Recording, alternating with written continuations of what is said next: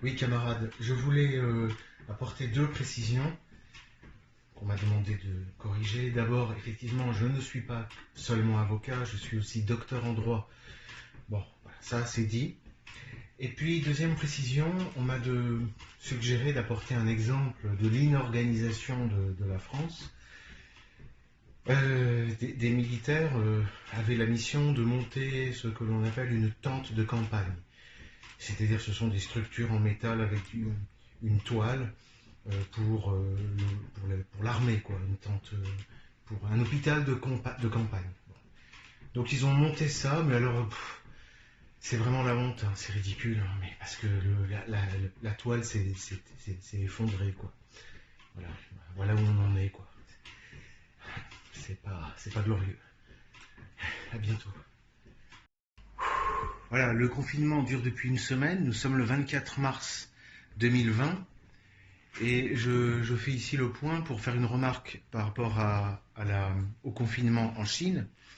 Le confinement en France n'a que très peu de rapport avec le confinement en Chine. Quand vous ordonnez un confinement en Chine, vous avez d'abord une mobilisation générale, vous avez la police, l'armée, les citoyens qui sont unis et par civisme qui participent, et surtout vous avez les hôpitaux, et s'il n'y a pas d'hôpital, on en construit un en 10 jours. Vous avez le personnel médical, les médecins, etc., etc. La France, c'est un pays qui est dans une situation très différente. Nous n'avons que de vieux hôpitaux.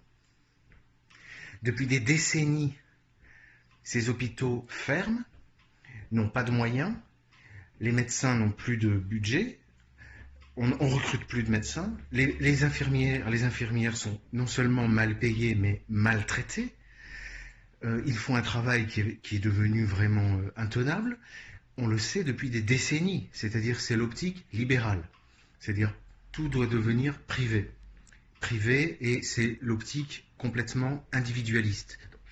Le confinement dans un pays communiste et dans un pays en voie de décomposition comme la France, ça n'a strictement pas du tout le même rapport.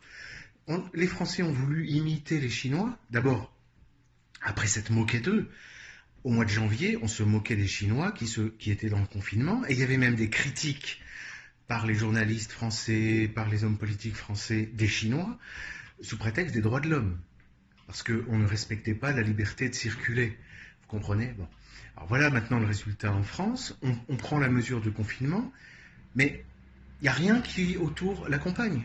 C'est-à-dire qu'à part ça, ça ne change rien. Il n'y a pas de logistique, il n'y a pas d'organisation. Les gens s'enferment chacun chez eux, on leur interdit de sortir, mais c'est tout. Il ne se passe rien. Les hôpitaux ne sont pas plus préparés que d'habitude. Voilà. Donc on est dans une situation qui fait plutôt rêver à la Chine. C'est-à-dire, je pense qu'aujourd'hui, on atteint un moment où on va sortir de la dérive libérale et on va partir plutôt dans une optique communiste. Et je pense que même les Français, avec leur tradition révolutionnaire et la mentalité qui a pu rester chez les Français sont capables d'organiser un pays communiste. Voilà, je crois, où nous en sommes aujourd'hui.